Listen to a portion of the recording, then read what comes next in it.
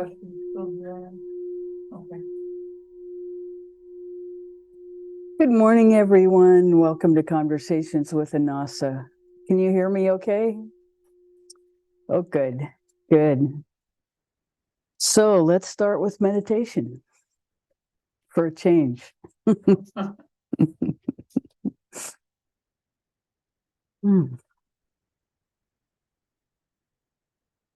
Take your attention inside. Allow your attention to drop below your belly button.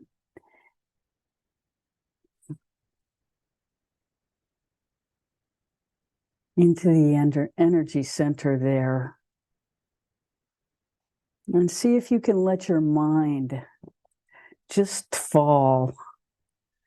Like there's a funnel in your central channel that just lets your mind fall to below your belly button. So your attention is really there, not in your head.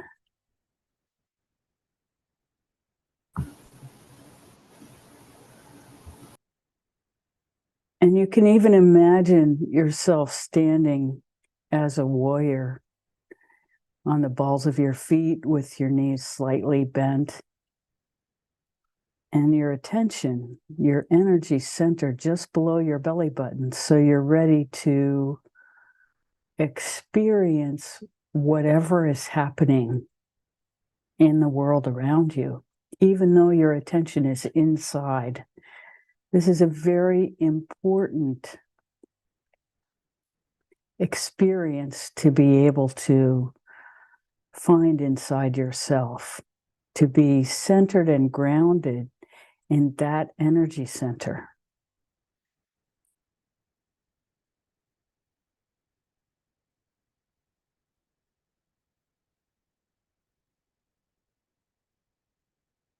What happens from that energy center is reflexive.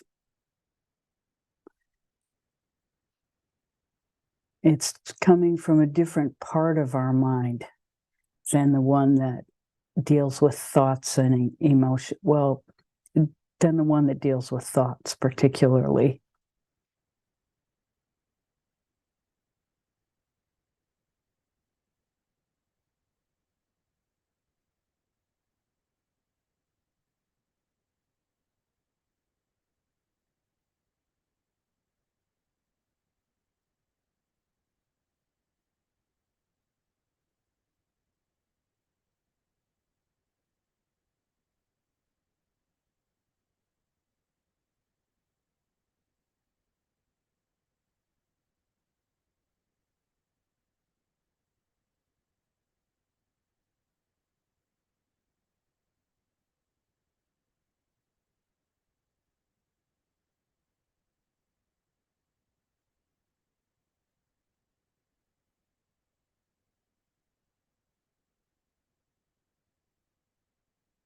When you're ready, drop your attention to your root energy center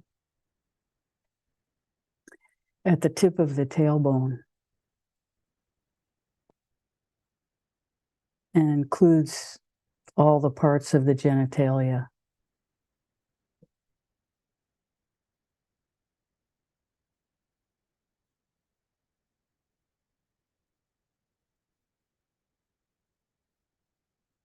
And welcome that part of yourself into your awareness.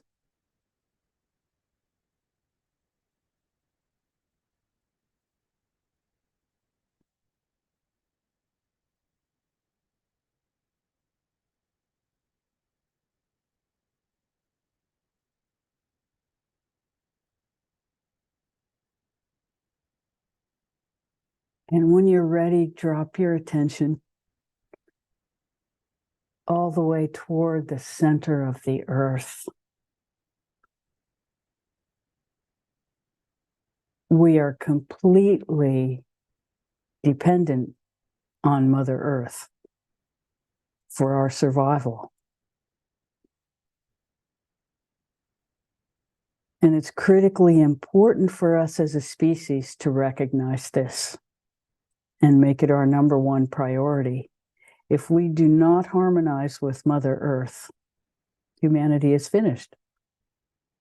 Simple as that. So it's important to acknowledge that with gratitude. We need not be in fear. Fear doesn't really help.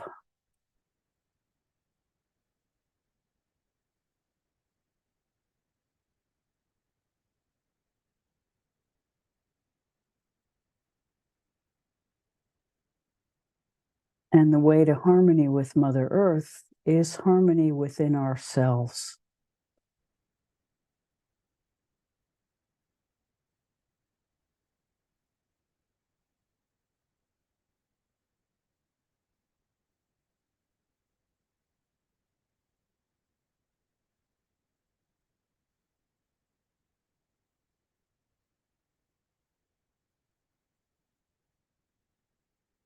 Doesn't mean that fear is wrong.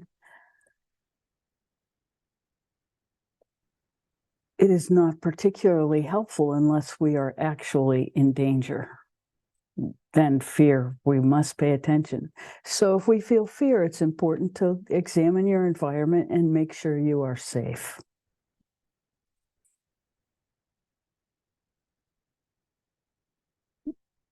Then you can be assured that the fear is about something other than immediate danger, which is the appropriate place for fear.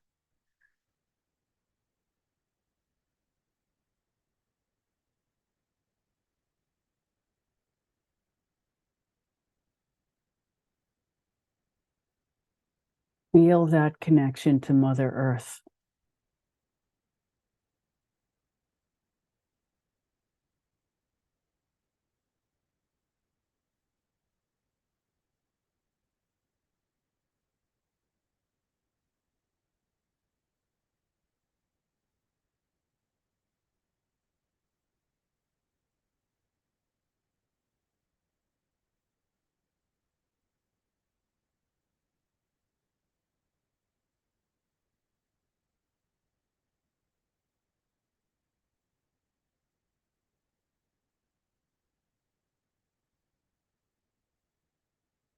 And when you're ready, allow your attention to come up to the solar plexus at the base of your rib cage in the center of your body.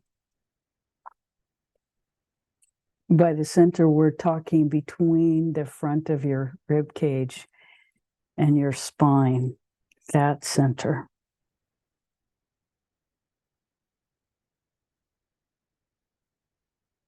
And as you feel your breath,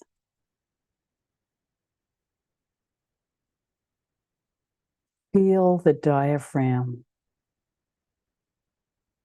the muscle that is underneath your lungs.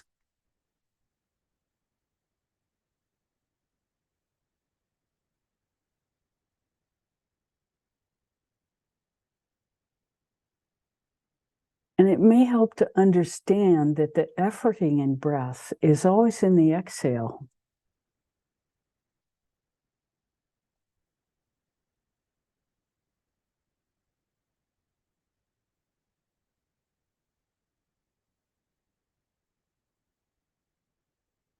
That our exhale creates a natural vacuum that itself will cause breathing.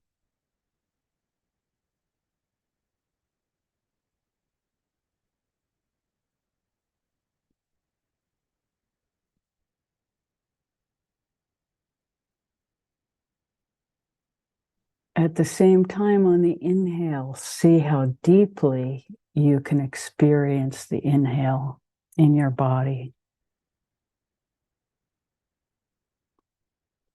We know that the air itself doesn't go directly to the toes, but we can feel our inhale.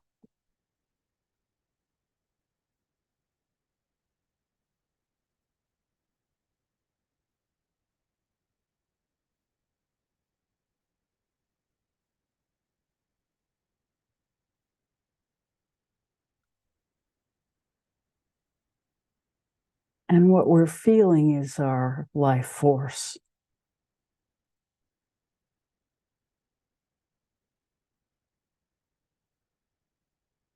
our vitality.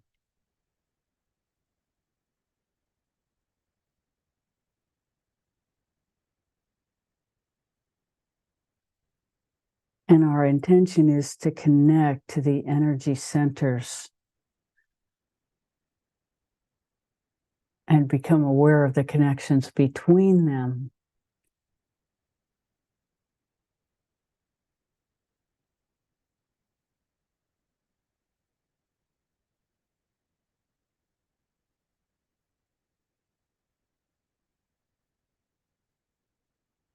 And gradually expand our awareness of who and what we are.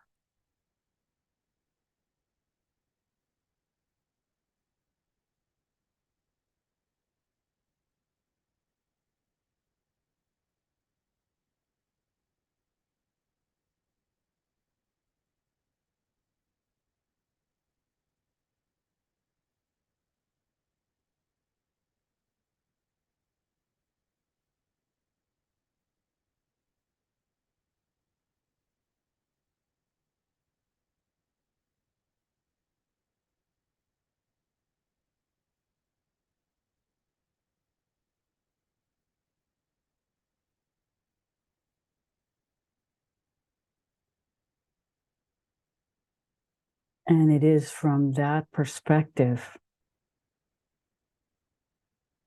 that we allow the energy to rise up to our heart.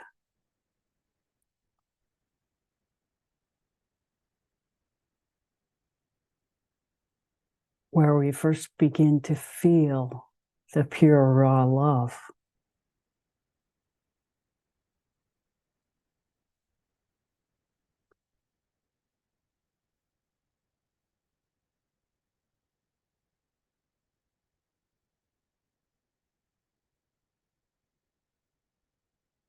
Which is a symptom of alignment with pure vitality.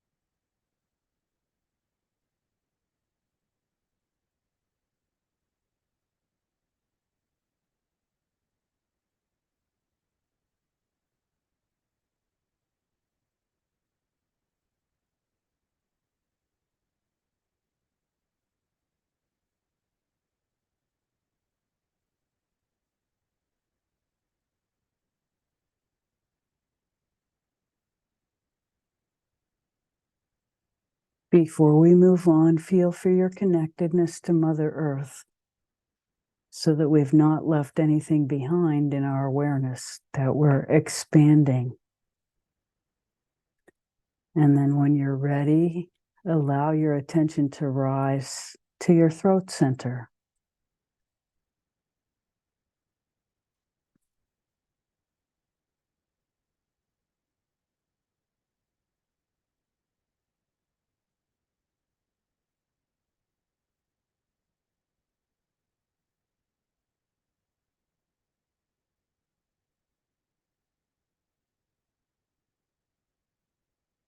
Feel for the central channel.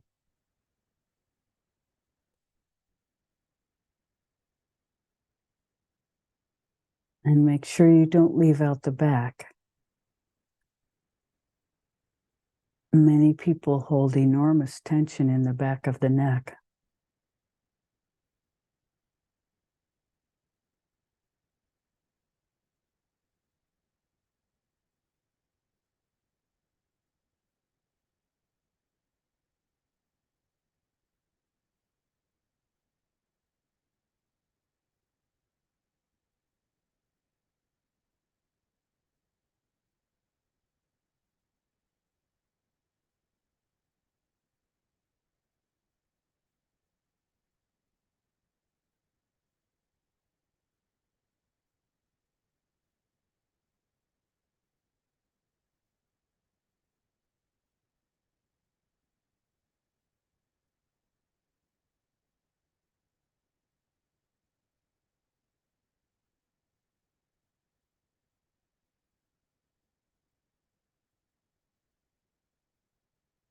And the next place we'll go is a secret energy center.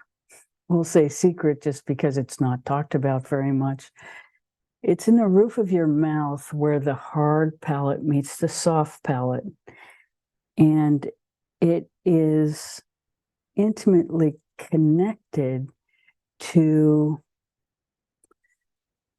how do we say this? It's the fourth ventricle. Ventricles are fluid-filled spaces in the brain.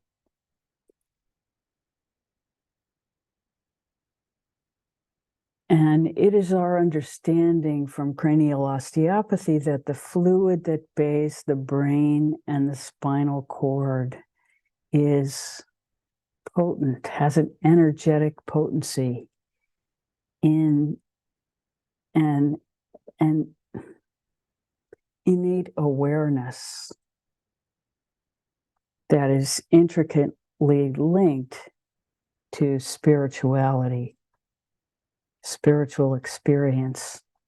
From this particular energy center, that fourth ventricle, which is an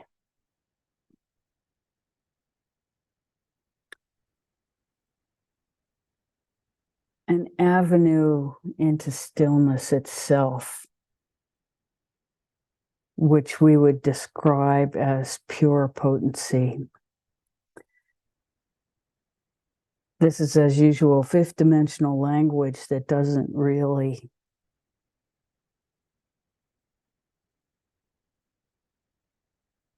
it's fifth dimensional experience that doesn't really go into linear language, but we can point to anatomical locations where focusing energy, focusing awareness can allow energetic experience.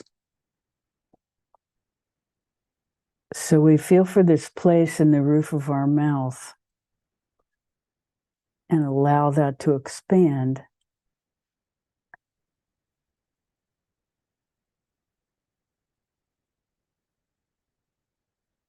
And that stillness allows us access to the energy center in the third eye.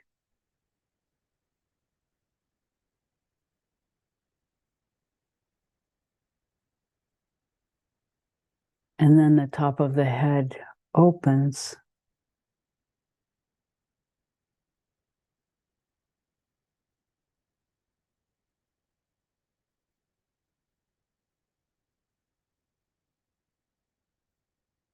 And the whole energetic awareness begins to inform us.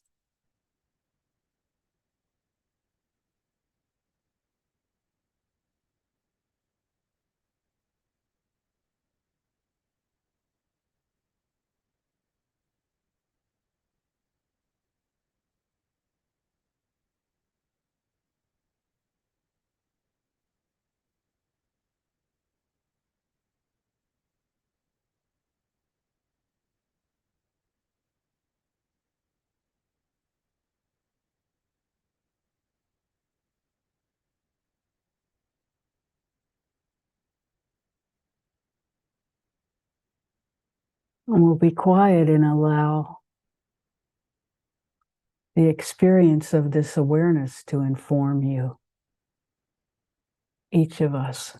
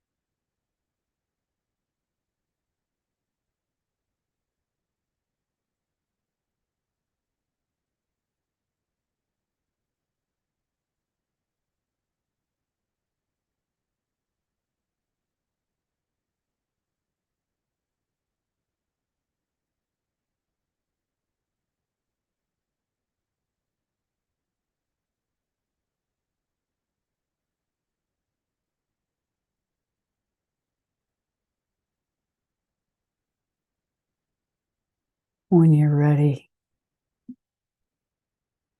holding your attention inside,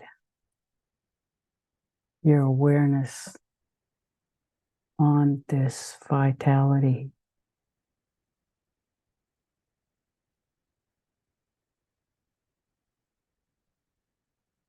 Gently open your eyes,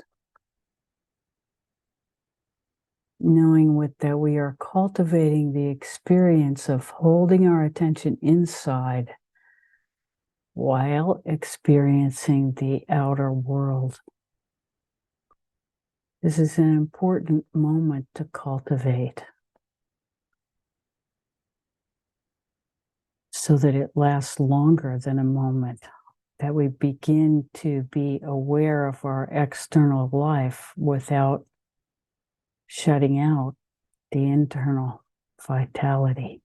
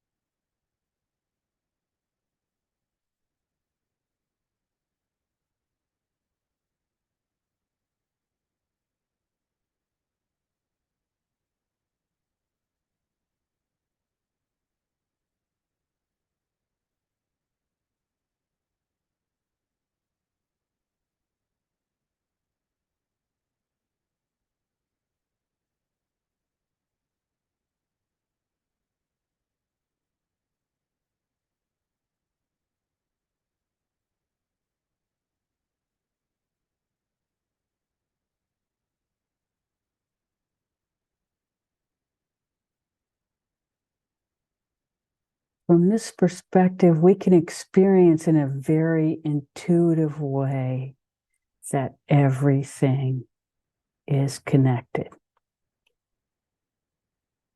There is no separation anywhere. We are all made of the same source. Everything that exists comes from that same source.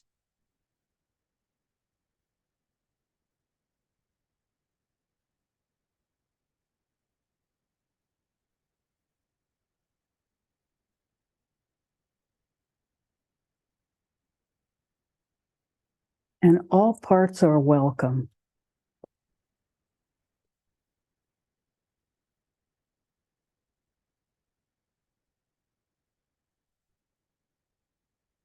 And from that perspective, it allows us to accept that all of life is beginnings and endings.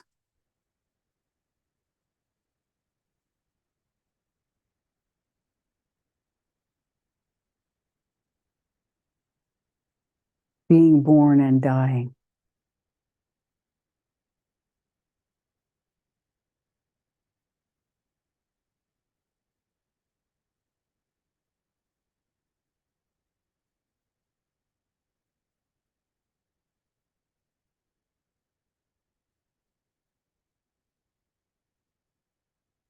And you know, this is all fine until the rubber hits the road and we're in it.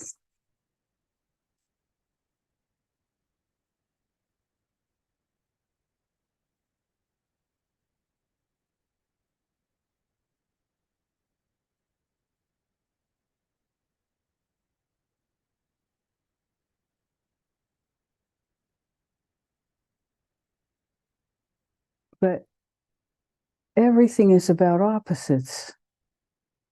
Grief is love turned inside out.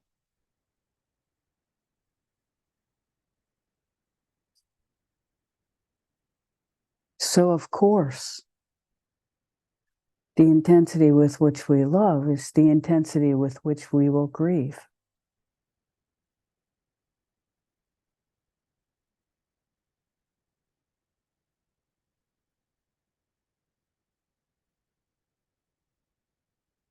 And every day we experience little rebirths and little deaths as we move through our experiential life. And we have experiences that cause us to project what it could be like with the loss of someone near and dear, or what it could be like for them if we left.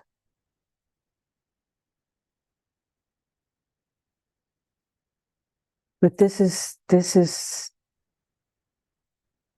the bittersweet reward of awareness, that we can experience life in all of its intensity with acceptance,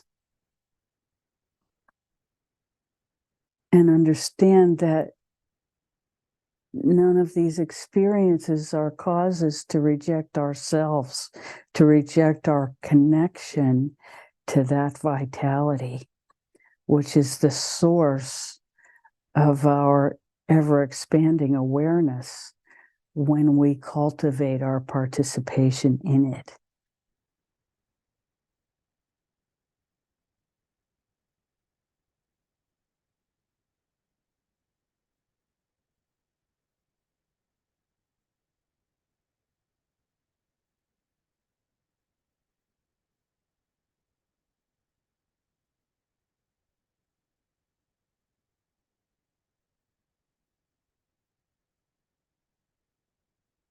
And there will necessarily be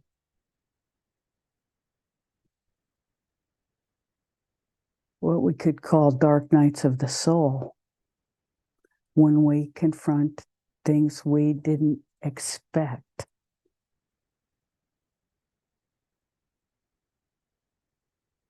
Inside of ourselves.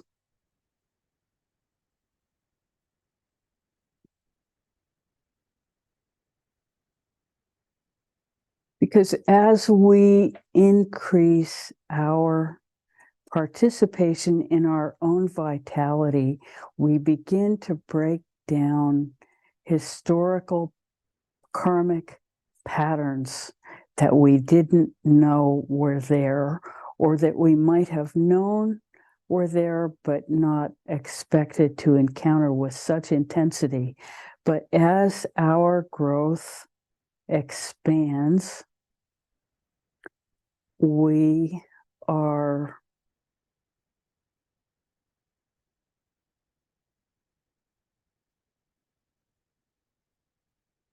hopefully dissolving that karmic heaviness, which is why we continue to come back.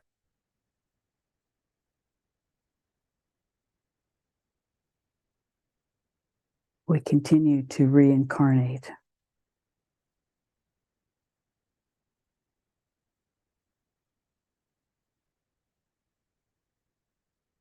So we are essentially dissolving unfinished business, first from this life,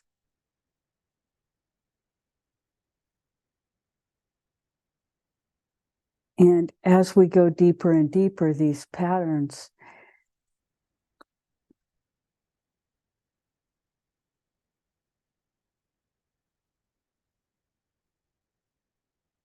have a more evolutionary context, in that we are dissolving the same patterns that held our ancestors in check in their evolution.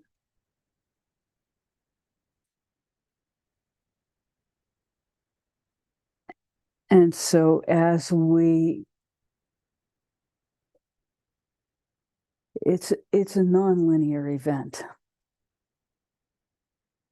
The temptation is to say, well, it gets more intense because it's linear, because we're in deeper, but it's not a linear event, because we all have the experience of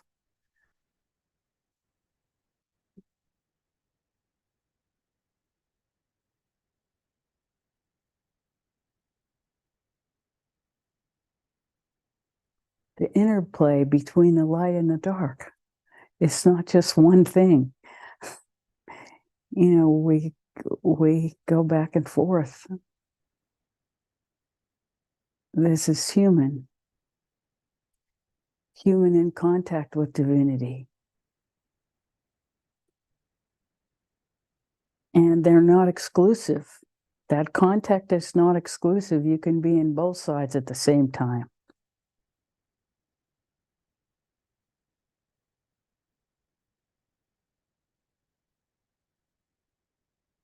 And it gets very confusing. And that's okay. Because our linear mind doesn't exactly function in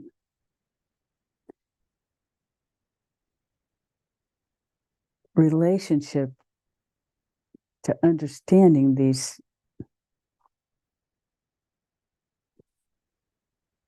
energetic awarenesses.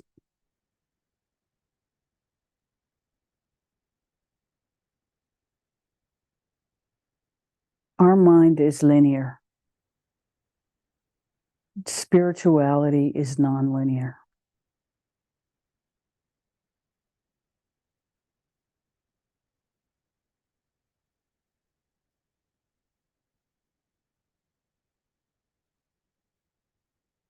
And in a very real way, to the linear mind, it doesn't exist.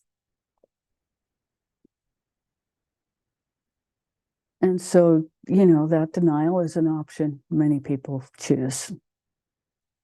It's an easy option to choose. But none of us have chosen that or will. Because the experience of personal growth is way too important to miss, to not participate. And we don't really have any control over anything but our own actions.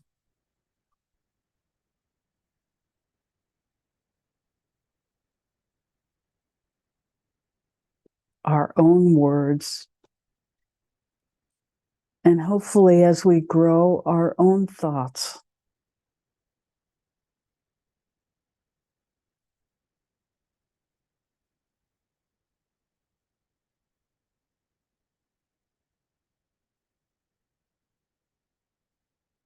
Because, thought, word, and deed all have an active component, an active energetic component.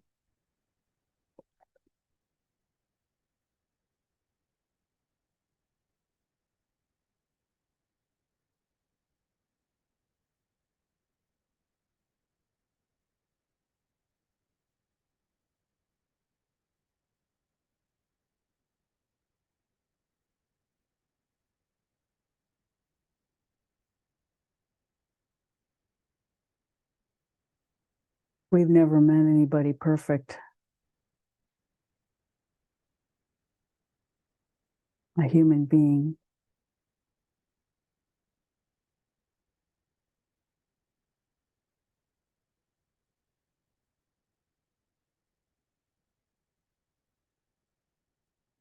And the very act of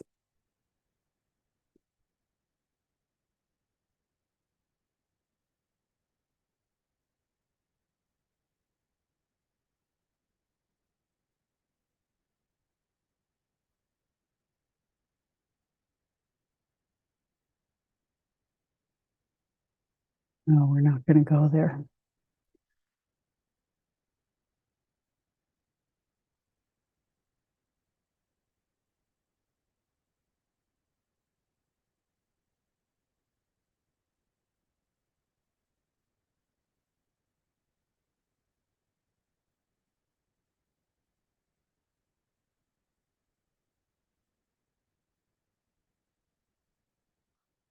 We welcome your questions this morning.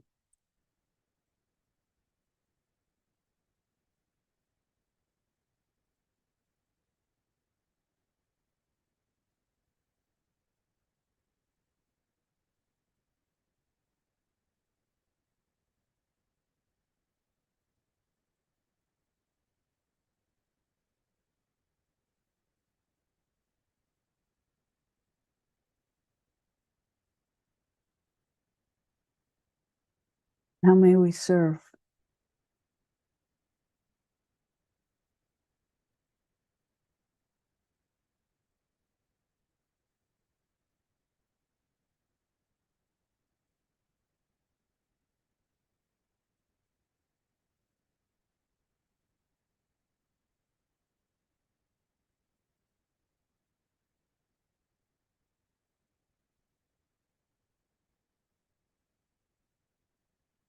Anything, guys?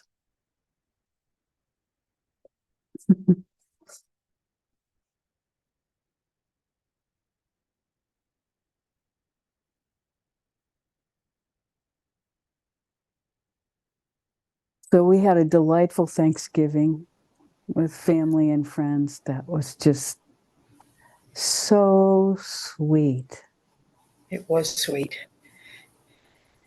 unbelievably sweet and quiet.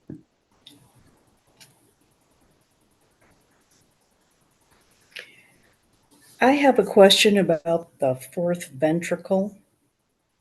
Sure, I'm wondering if during an osteopathic treatment, is that fourth ventricle ever manipulated or addressed or absolutely. That's what happens with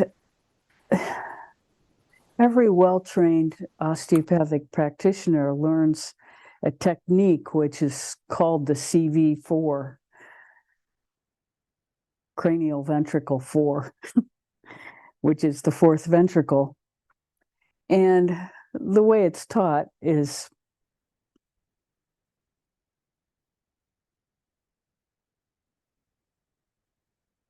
it's called compression of the fourth ventricle. And in the beginning, they have you do it in such a way that it's impossible to harm someone. And in the end, it's still impossible to harm someone because the vitality of a human being can't be reduced by compression in one area, especially for the briefest amount of time. It's usually maximum anybody has time to spend there is 10 minutes, and that's a lot in the course of an entire treatment. But anyway, the experience as one cultivates the awareness of that cerebrospinal fluid in a human being throughout the entire treatment, not just when they're in the head, but every cell of the body is informed by the energetic awareness that is found, that is informed at least theoretically from the cerebrospinal fluid, as it is observed by cranial practitioners to have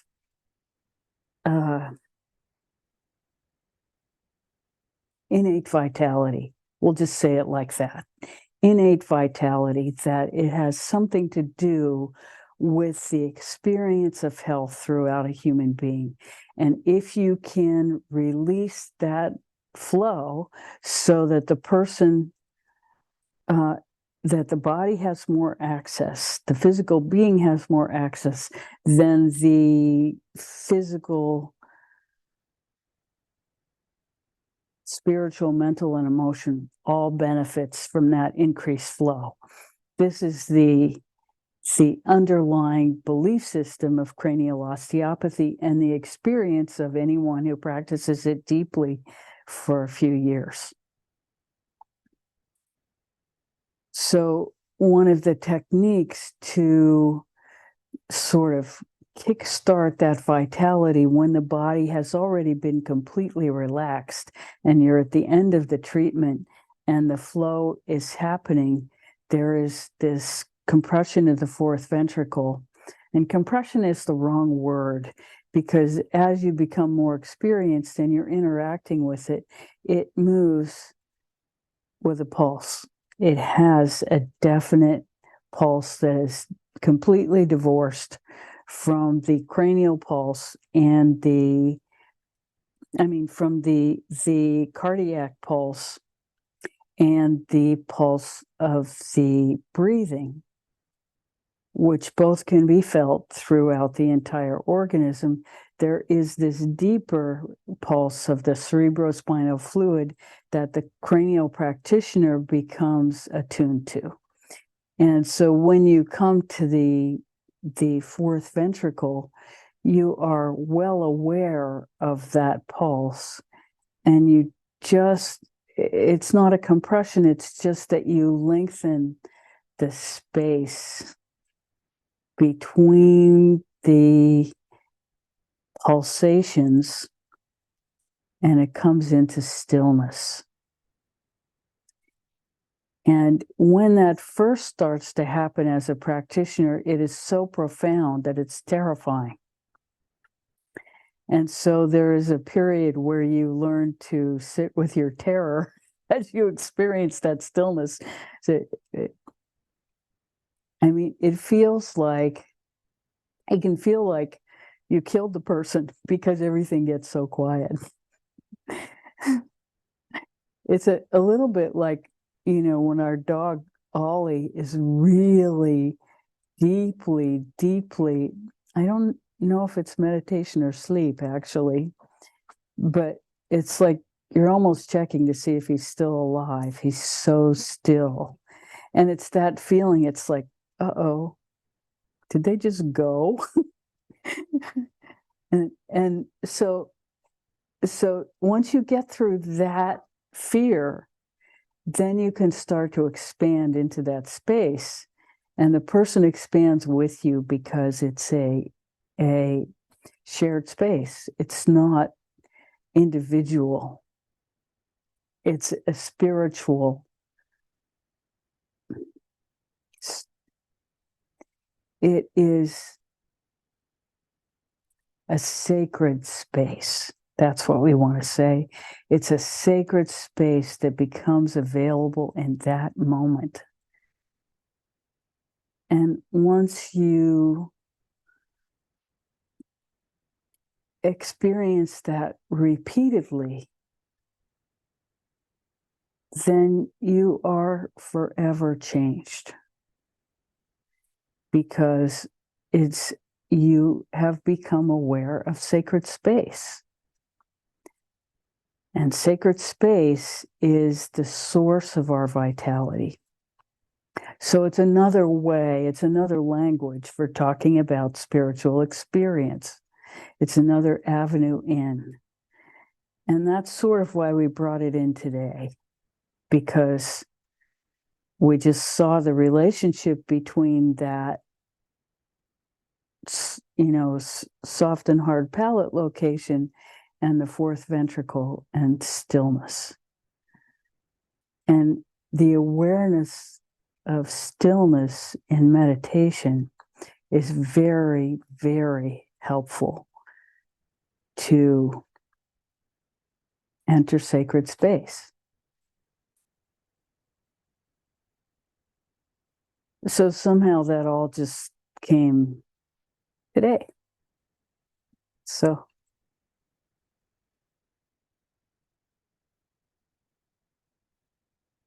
and we'll say that in some ways it may be linked to, all the darkness that was passing through in the last 2 weeks. The allowing of a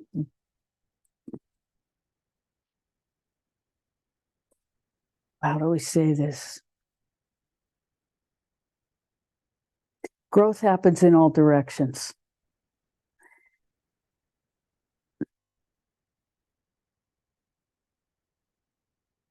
What the ancients call heaven and hell exists in each of us. And as we expand, we experience both.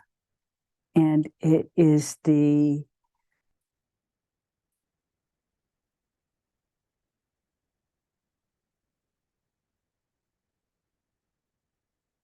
middle way, the equanimity, the still point, the coming to the place of sacred space that is common to every experience. Finding that is finding our balance in all of it. And of course, we have it and we don't, and we have it and we don't, we have it and we don't, we have it and we don't. And, you know, the having of it becomes longer, the not having it becomes shorter. That it is all process, and it's non-linear, so we can't exactly describe it. But we can say that sacred space is non-linear, and that's an access point to that which is ultimate reality, sacred space. These are names for the same thing.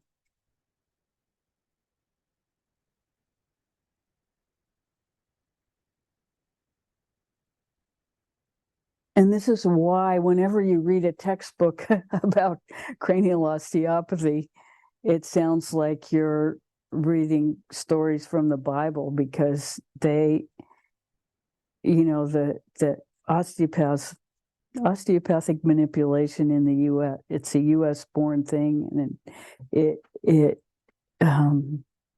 you can't help but talk about sacred space without talking about, well, I suppose the way they would talk about it is maybe Christ consciousness, that, you know, has felt at various times to be a huge limitation to me. But that's just because my own experience of Christianity was hugely, you know, a hugely limited and limiting practice. But it's not necessarily for everybody a limitation. It can be a jumping off point, as can every spiritual tradition has its roots in awareness of ultimate reality. What it becomes over time, when influenced by, you know, people who are into domination and control, it becomes something very different. And so they write their own texts, and, you know, history repeats itself and that's why there's so many religions, because this has happened so many times in history, that, you know, a hugely beneficial access to sacred space is articulated by someone, and then somehow another person, or even that person, can use it to dominate others, and then it becomes a force of oppression for whoever those people don't like, or, you know, whatever part of humanity they don't like. And very often it's women who get, you know, abused and taken advantage of. And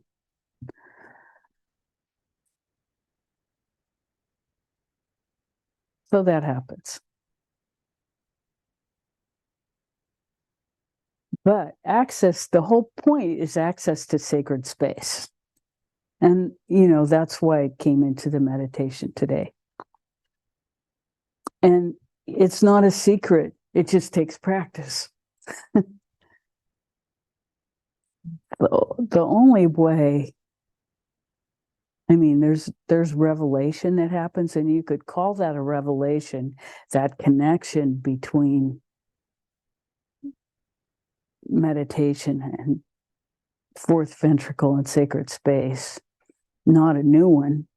I've known about it for decades, but never articulated it in that way, and hopefully it's helpful to you. That's the only reason to articulate it in that way.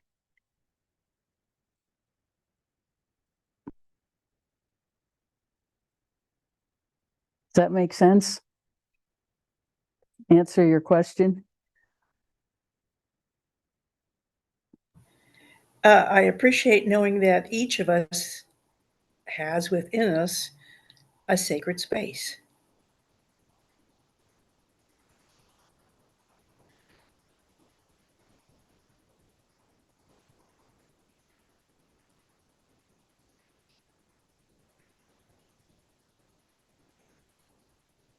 our awareness can make us a sacred space anytime we choose it, as we cultivate that within ourselves. And yes, it is always there. It is always there. And it's not just that location. Our heart is a sacred space. When our heart is open, there is no more sacred space than the generosity, the abundance, the love, the genuine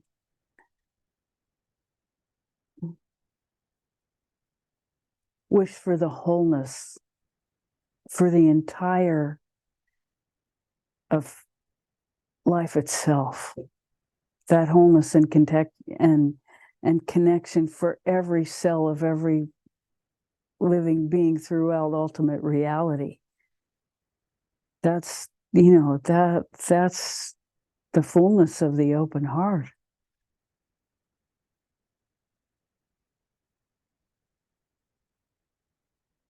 The experience of well-being that in a way is, so transcendent of physical reality. The wish for the abundance of the whole to be known.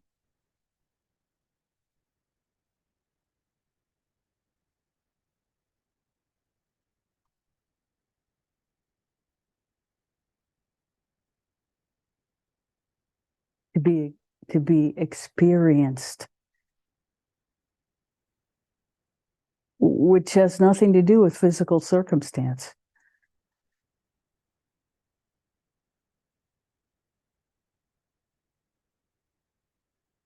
You think of Raman in his cave, bitten by every unbelievable kind of insect and reptile and, whatever exists in caves, and not caring if he ever ate. We don't know if he slept. We don't know what his experience was, but he was in that cave for 2 decades. Is that right, Andrew? Yeah. Not speaking.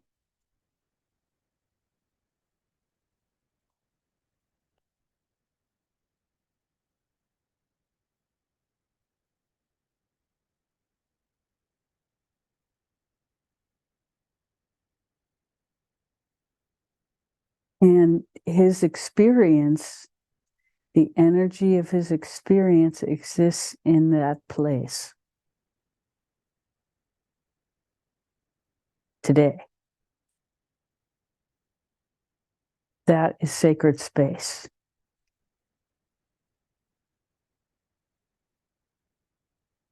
When we were in India, I'm talking Andrew, Brenda was there too. We went to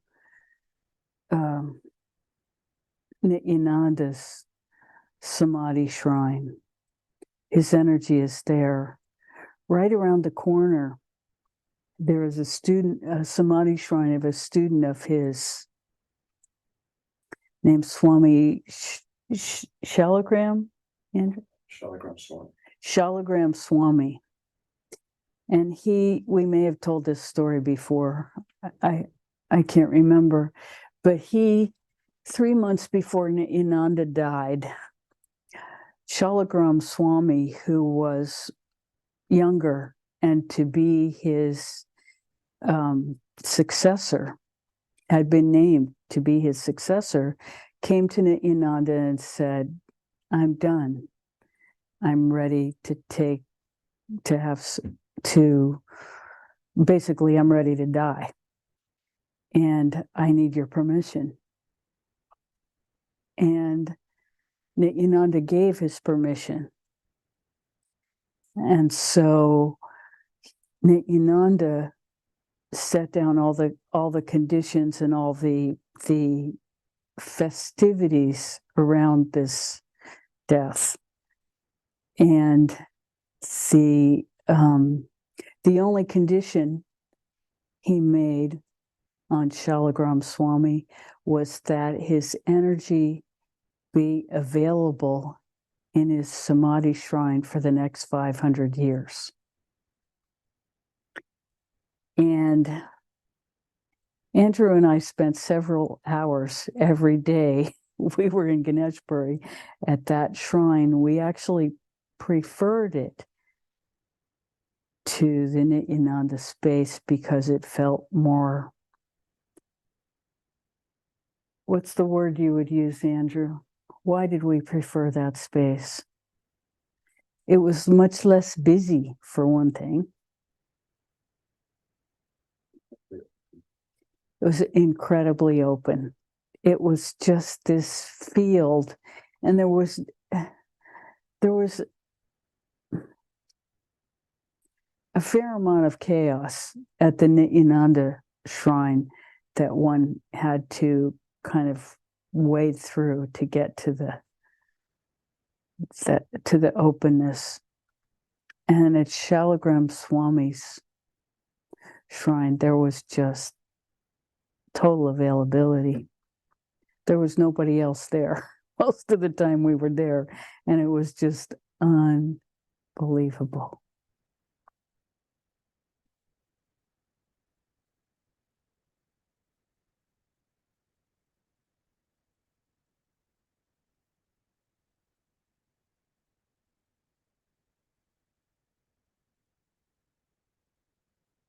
So what's possible for a being who cultivates that awareness?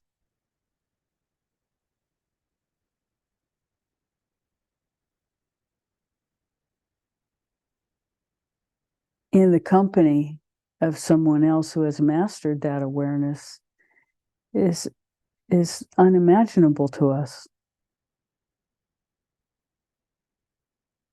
Because it's not a part of our culture. It doesn't mean that we cannot increase our participation in sacred space by practicing the awareness of sacred space. That is meditation.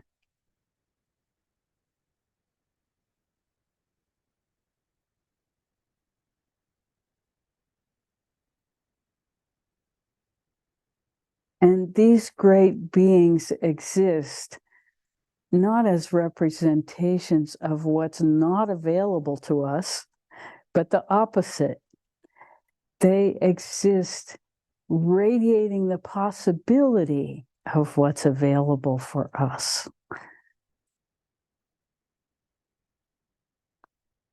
And each one of us is unique, and we have a unique path toward it.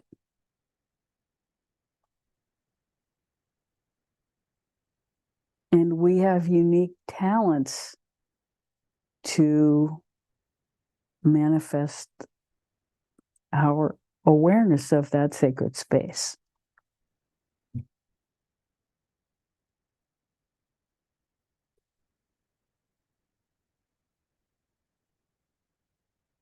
You know, we experience it through art.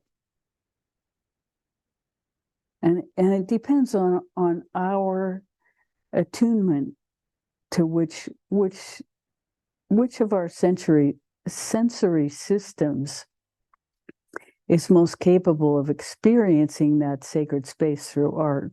You know, certainly it happens to us with music. Because the arts can transcend three-dimensional reality. They aren't stuck in linear words.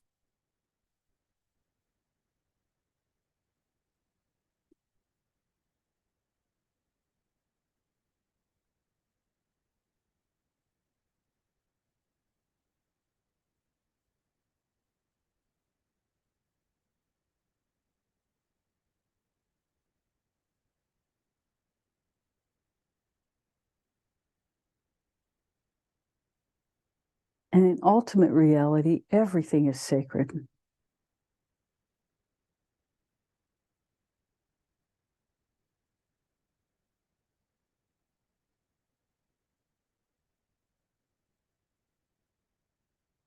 because all parts are welcome.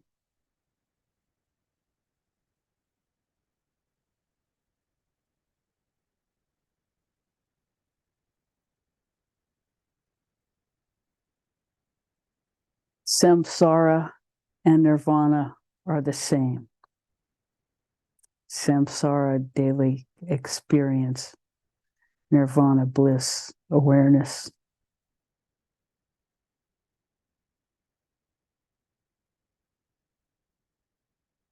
Would you say those are reasonable translations? Just checking. My study of Sanskrit is very limited.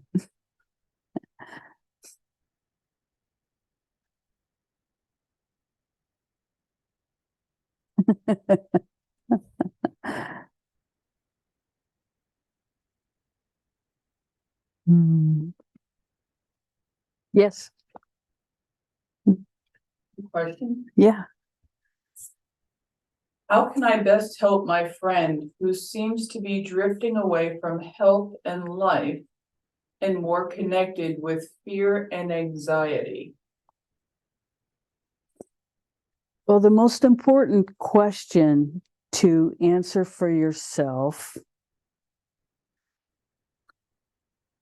is your friend asking for help?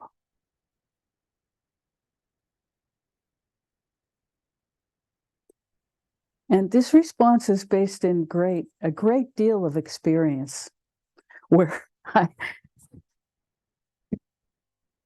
where Andrew and I both have been exposed to people in dire straits that we were sure needed our help. And we were right that they needed our help.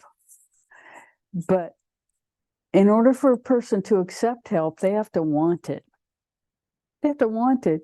And they also have to have some feeling that you have what they need.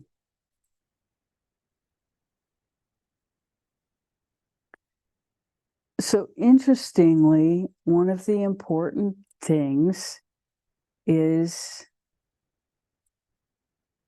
to see if there's an invitation there that you participate. And the invitation can be as simple as them confiding in you, but then you gently offer something and you see how it's received. There has to be a willingness and a desire to choose something different.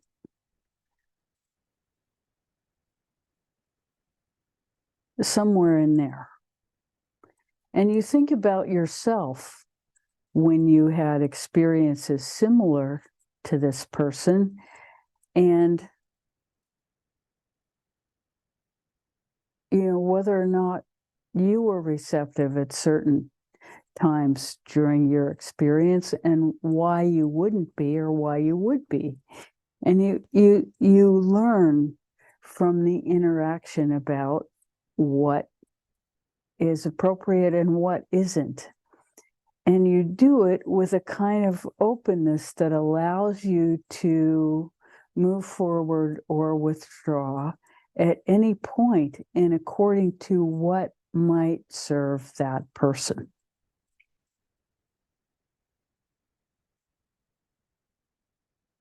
And very often, in my own experience, it's ego that makes me think that I can help somebody who isn't asking for help. And sometimes, even if they come to me as a doctor, they come because they want to be heard in their complaints, not because they want to change.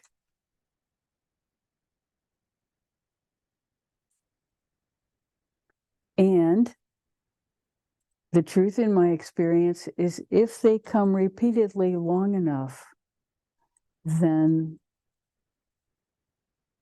if we're patient enough, change can happen.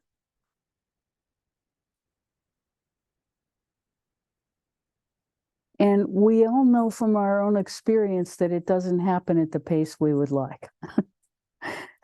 except when it does, which is a big surprise, and then we're delighted. But sometimes it's like a lid, that you really need to unscrew it now, and you work and you work and you work, and then you finally hand it to somebody else, and it's now, did you do it or did they do it? It doesn't matter. But life is like that a lot.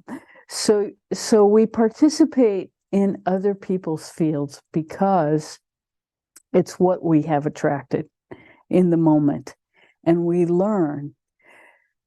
And the key thing is to not harm yourself in this process of engaging others. That's a major key, because we can often use our lack of success in moving other people forward as an excuse to shoot ourselves in the foot. Find ourselves to be less than because we weren't effective in a given situation. That can happen. Or one of the things that we've noticed is that people come and ask for our help, and then 2 weeks later, we're responsible for all their symptoms because whatever we said didn't work the way they wanted it to. And so, there are landmines everywhere when you start trying to help. And that's fine, because we just continue to do the best we can in every setting.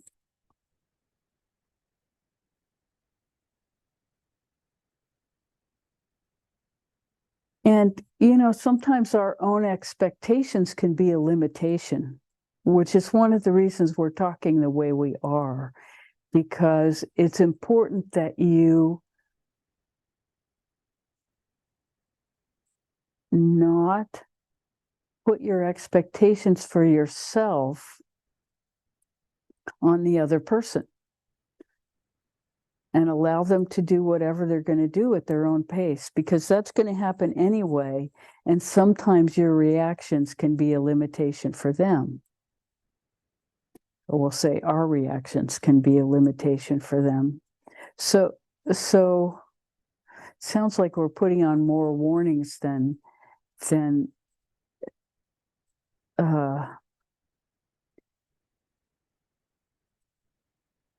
but you do the best that you can to get them the help that they need.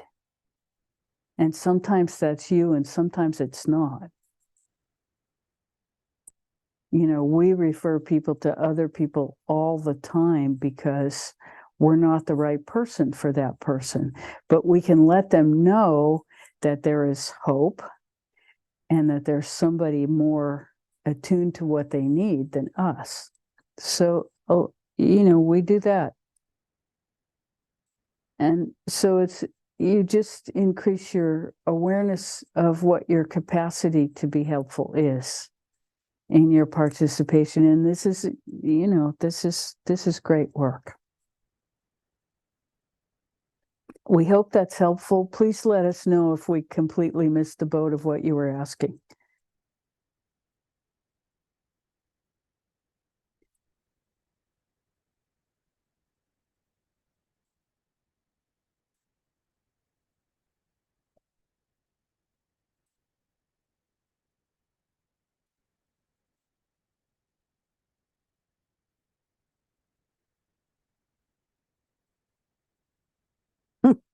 We're so happy to be here with you guys this morning. It's really nice.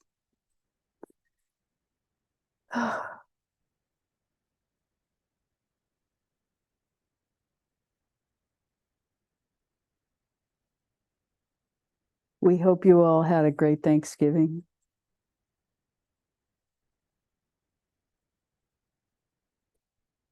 Are you guys having trouble hearing? Good. Good.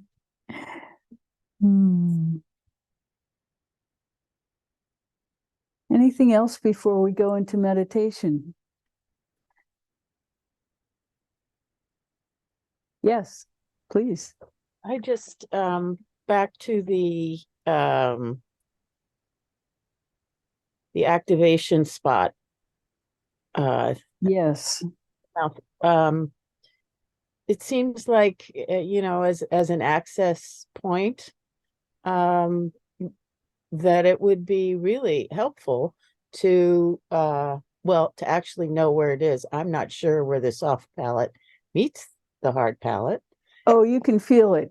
If you go on the top of your mouth, Mhm. on the bone, Uh-huh. and the second the bone, you just feel on the bone, and the part that makes you gag is way beyond where you're going to feel the soft palate. So you Okay. just feel where it'll be hard, hard, hard, hard, and suddenly you go over an edge and it's soft. There's like no bone there. That's the point. And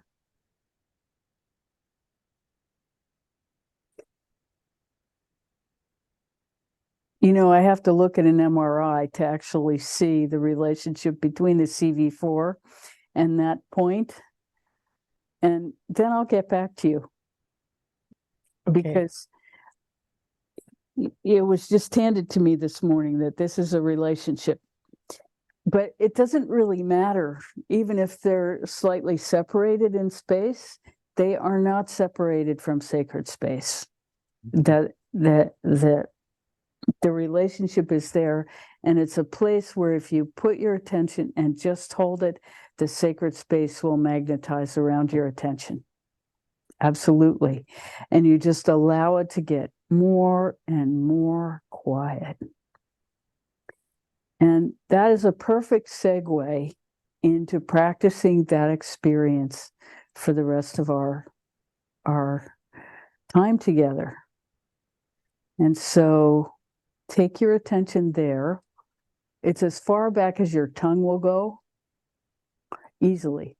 It will go all the way back to the uvula, which is the thing that makes you gag, but don't go that far, not necessary. But you can locate the space with your tongue. And you'll notice the texture, at least in me, the texture changes significantly of the roof of the mouth when you hit that spot. But it's not a precise location. You just get your attention there in that neighborhood and you'll be fine.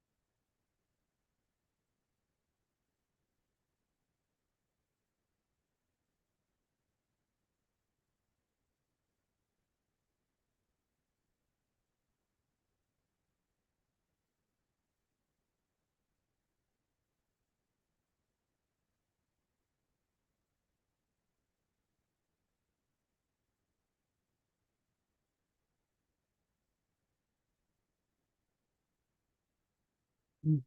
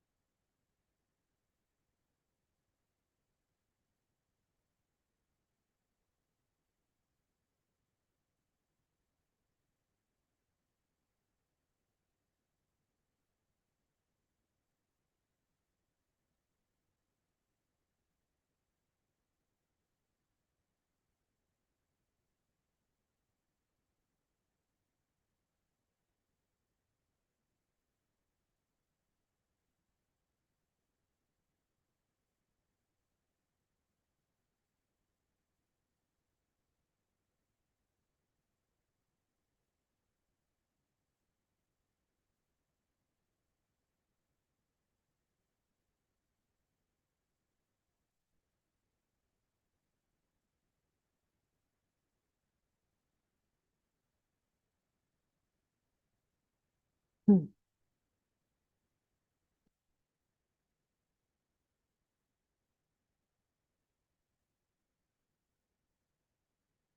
Thank you so much for being here.